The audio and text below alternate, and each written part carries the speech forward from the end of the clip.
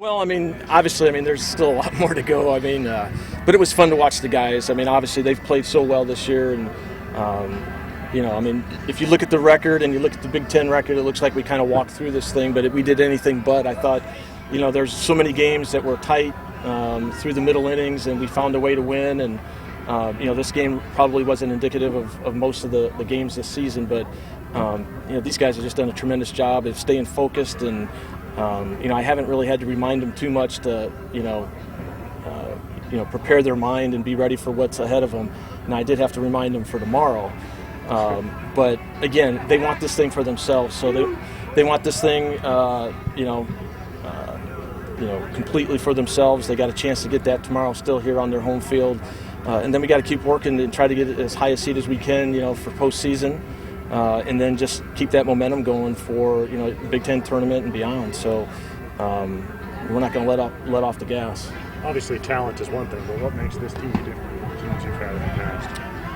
There's a lot of trust. I think that they trust themselves, they trust their teammates, they trust the coaches, and when you've got that mix, the coaches trust them, and so everybody can play at a certain level that I don't have to coach by threatening guys and doing some of that stuff, but their experience. I think the fact that they've been so close the last couple of years, and this is a team that is driven by that. So.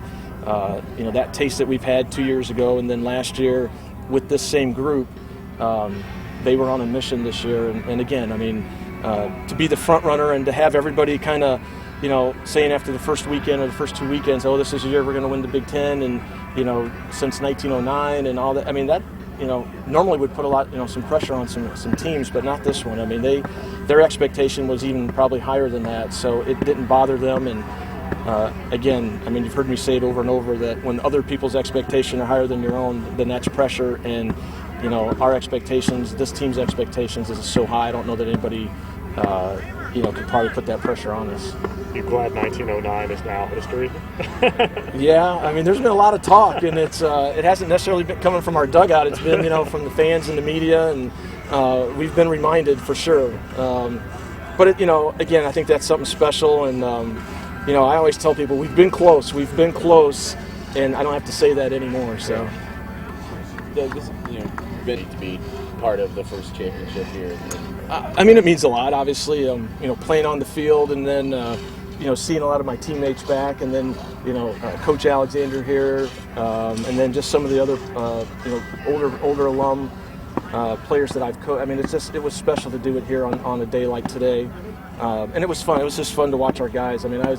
All I told them was to be smart. I didn't want to try to tell them how to celebrate or whatever. And I don't know if they would have necessarily listened to me in that aspect, but it was just fun to sit back and watch those guys celebrate. When you recruit players, that's what you recruit them for, and you talk about winning championships and things. And so when it comes to fruition and they get to experience it, that's a great feeling as a coach. With the last series being on the road, it's pretty hard to clinch, a week ahead of time. And so to be able to do it with everybody here on a day like today, on TV, and you probably couldn't ask for a better scenario. Now, like I said, we'll celebrate it a little bit today, and then we've got to get back on it for tomorrow, and make sure that we got Indiana State coming in next week, which is going to be a big game for both of us, and then finishing strong and just trying to prove that we're definitely worthy of a 1 seed and see where that takes us.